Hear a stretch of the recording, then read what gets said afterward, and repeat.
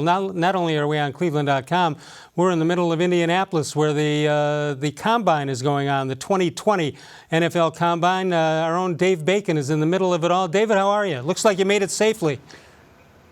We did. Downtown Indianapolis, the convention center. We're on the second floor. All of the player availabilities and all the other things that will be happening right below us on the first floor.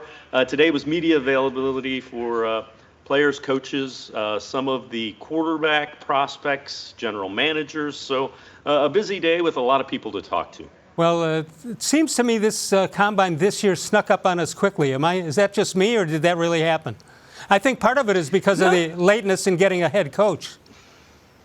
Well, and again, it's another reboot where you have a general manager search that went on for a while and a head coaching search that went on for a while after the end of the season. So when you do those things, the rest of the league year sneaks up on you like the Combine. So the Browns are hoping to end that cycle, obviously, with Andrew Berry and Kevin Stefanski taking over as the general manager and head coach. Yeah. So tell me, and by the way, Andrew Berry was featured on the Today Show today, which I thought was rather interesting. They played up the fact he's the youngest general manager in history. But it doesn't seem that way to us because he's been here before.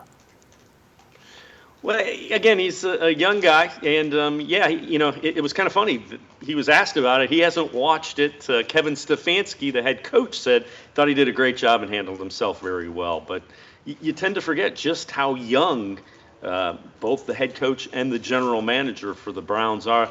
So Jimmy Haslam hoping these two can grow together and finally get something straightened out and a winning football team put back on the field for the Cleveland Browns. This Stefanski, the old man of the bunch at 37, and of course Andrew Berry at 32. All right, so things heat up tomorrow.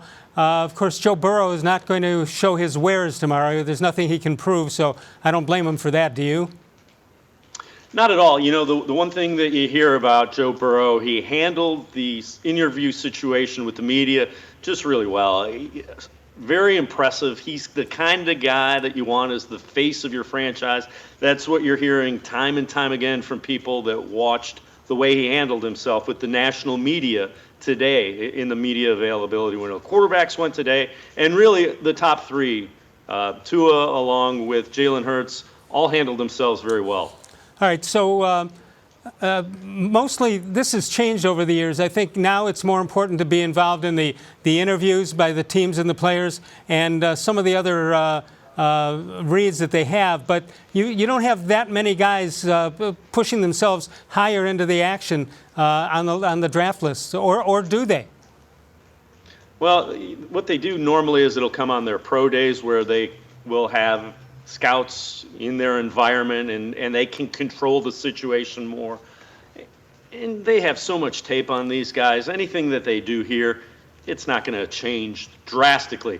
What will change is how they handle themselves in the one-on-one interviews with the teams, which are limited to 18 minutes now, and also the medical reports. They have all the medical reports they want in one area in depth, and they can have their team doctors take a look at areas that are of concern. So those are the main things, the interviews and the medical reports, and having their team doctors look at any questionable areas. I think the Browns have one of the bigger contingents there. Is that correct, of scouts and coaches? It does appear that way. The Browns, you know, they're trying to get everybody on the same page, moving in the right direction, and it's kind of interesting. You kind of heard, you know, they want alignment. Leads you to believe that in the past that alignment wasn't there with Freddie Kitchens, John Dorsey, and before that, and we knew that was somewhat the case. But when you hear it repeatedly, it leads you to believe that it was even more out of whack than we initially thought. Yeah, but you would like to have some differing views out there. You don't want everything rubber stamped either. Well, I don't think that's what they mean by alignment. There will be, the disagreements that are healthy, but at the end of the day, you have to have people that aren't trying to undermine. You know, in other words, personnel can't undermine the coach. Coach can't sit around and say, well, if you gave me better players, I'd coach them better. All right, so of course the coach and the general manager got to speak in front of the local media and anybody else, any other interested parties. Did either of them say anything that we haven't heard before over the last couple of weeks? No, the one thing that is very apparent is I believe they have a plan without question, but I don't think they're going to tell anybody what that plan is, and as it relates not only to who they're going to target in free agency and who they're going to draft. Andrew Berry wouldn't even address what areas in the draft he thought were strengths. The consensus is offensive line, wide receiver, 2 deep positions in this draft. He wouldn't even go down that road. And when pressed, he said, look, it's a competitive advantage for us to hold it close to what we're doing, and it will also play itself out in who we target in free agency. Yeah. Well, that's probably more true when they have the first, second, or third pick. When they have the 10th, I don't think they're giving away too much information. Well, the one thing is if they sit there and say, well, we think it's a deep offensive tackle class, somebody who likes it at 7, 8, 9 might take the guy they want. I get what they're doing. It's very different than John Dorsey and Freddie Kitchens and the way they addressed it and talked about it at Combine a season ago, though.